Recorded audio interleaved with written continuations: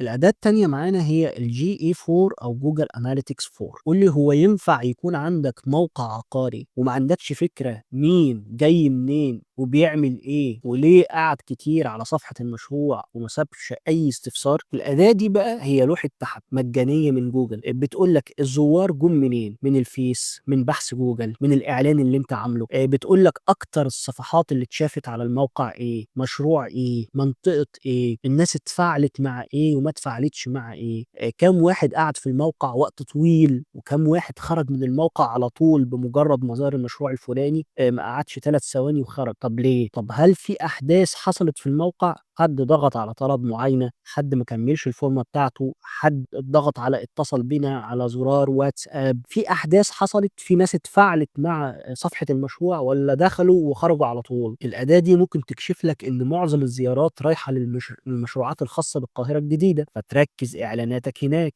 بتدوّر على مشروع معيّن جوّه الموقع أو جوّه قائمة المشروعات بتاعتك، فتعمل لها إعلان. كلمة شُقق للبيع بالتجمُّع هي أكتر الزيارات اللي الموقع بتاعك بيحصل عليها، فتزوّد مشروعات في المنطقة دي. حاجة تانية، أنت ممكن يبقى عندك صفحة بتتكلم عن شُقق للبيع بالتجمُّع الخامس وفِلَل للبيع بالتجمُّع الخامس، بس Google Analytics يدّيك إحصائية رقمية تقول لك إن الزيارات اللي على شُقق للبيع بالتجمُّع 10 أضعاف الفِلَل، فبدل ما تاخد قرار تعمل حملة فِلَل للبيع بالتجمُّع، تروح جاي مغيّر قرارك وعامل شُقق للبيع للتجمُّع، وشايف أكتر العقارات المطلوبة، المساحات المطلوبة، المشروعات المطلوبة في المنطقة دي إيه، فإذًا هتعمل حملة ناجحة من قبل ما تبدأها. عشان كده القاعدة التسويقية بتقول لك إن Google Analytics بيساعدك إنك تحصل على معلومات حقيقية عشان تاخد قرارات تسويقية ناجحة وذكية مبنية على معلومات، فالحملة تنجح من قبل ما تبتدي. وده سر المبيعات السريعة المبنية على إحصائيات وعلى أرقام، مش مجرد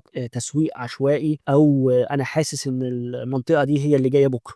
صدّقني أنت مش محتاج تزوّد عدد الزيارات، أنا الموقع بتاعي أو صفحة المشروع بيزوره كام واحد، أنت محتاج تفهم الزائر بيدخل صفحة المشروع يعمل إيه ومهتم بإيه وخرج ليه. ده مش هيحصل من غير ما تكون بتستخدم أداة GA4 أو Google Analytics 4.